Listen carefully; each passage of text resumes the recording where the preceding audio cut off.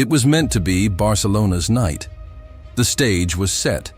The Estadi Olympique de Montjuic, a vibrant crowd, an early goal that seemed to pave the way for a comfortable victory, and a young genius named Lamine Yamal dictating the pace with contagious energy.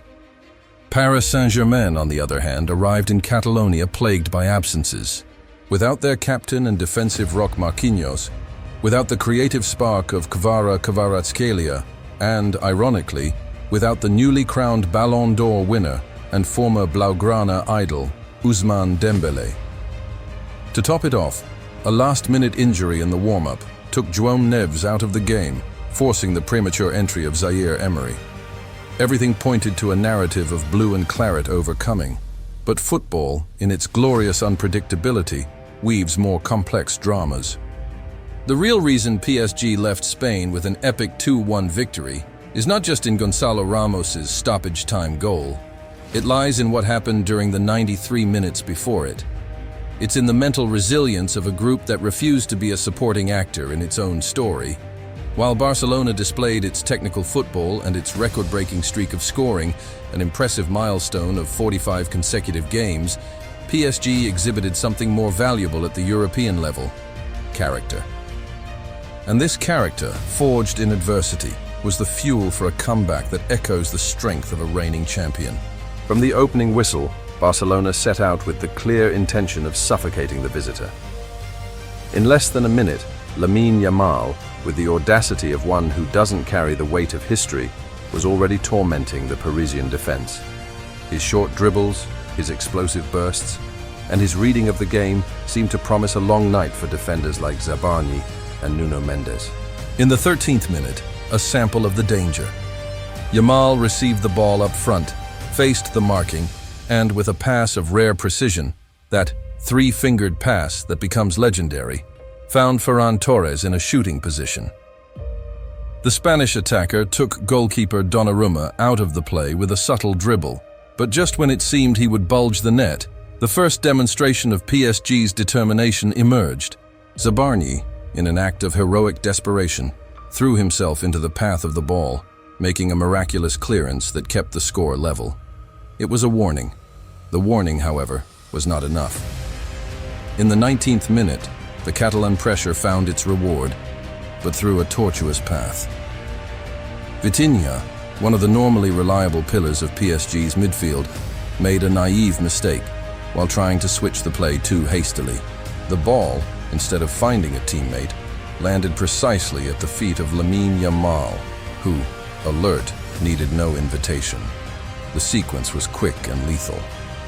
Yamal quickly combined with Marcus Rashford, who invaded the space on the left, and, with the calm of a veteran, crossed low with perfect measure.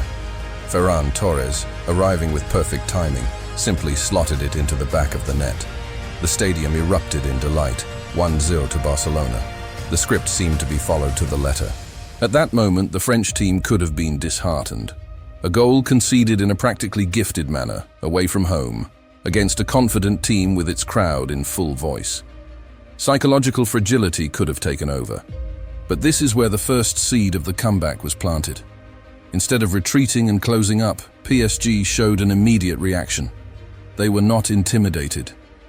PSG's equalizer, still in the first half, was a goal that carried a profound symbol. If Barca's goal was born from an error, the Parisian equalizer was born from individual quality combined with tactical courage. In the 38th minute, Nuno Mendes, the fullback who had been one of the most pressured by Yamal, decided to change the game. He burst forward from defense with an explosion of speed, leaving his markers behind and advancing up the field like a runaway train. His progression was not selfish. Upon seeing the movement of young striker Mayulu, he played a perfectly weighted pass. Mayulu, in a moment that defines the confidence manager Luis Enrique places in his youth, did not hesitate. With cold blood, he finished to level the score. That goal was more than a simple equalizer. It was a statement of intent.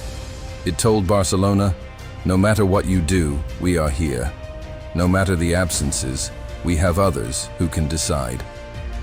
The first half ended level, but with completely different sensations. Barcelona, after a dominant start, saw its rival, bleeding from its losses, get up off the canvas with dignity and danger. If the first half was about explosion and frank exchange, the second was an exercise in patience, physical strength, and strategy. And it was here that the real reason for PSG's victory became most evident.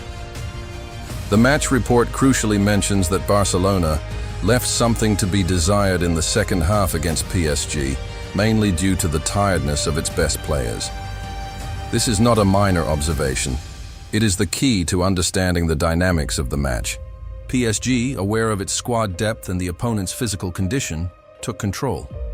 The midfield, now more compact, began to dictate the pace, with Zaire Emery growing into the role and Hakimi becoming a constant threat on the right flank.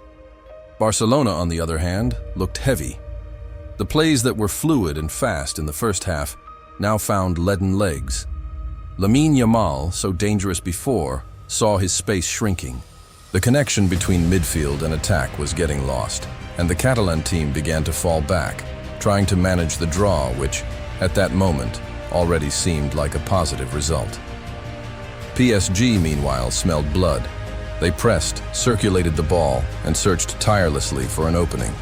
The defense, with Zabarni impeccable and Hakimi tireless, gave no respite. It was a demonstration of collective strength. They weren't just waiting for a chance, they were building it, minute by minute, with the patience of a hunter.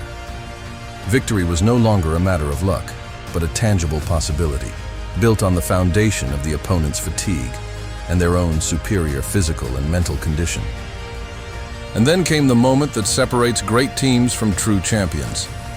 When the clock ticked into stoppage time and many were already settling for the draw, Parisian persistence found its reward. The play, once again, bore the signature of its fullbacks, true combat vehicles on that night. Achraf Hakimi, who had been a key piece throughout the match, received the ball on the right and, without hesitation, drove towards the byline. His cross was not a hopeful, high ball.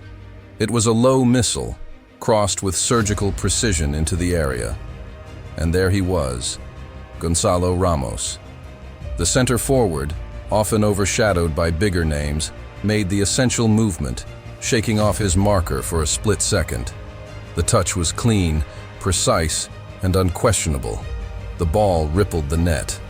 The silence that fell over the Estadio Olympic was as deafening as any roar. The PSG bench erupted in a scene of pure collective euphoria. It was the coronation of a titanic effort. 2-1, the comeback was complete.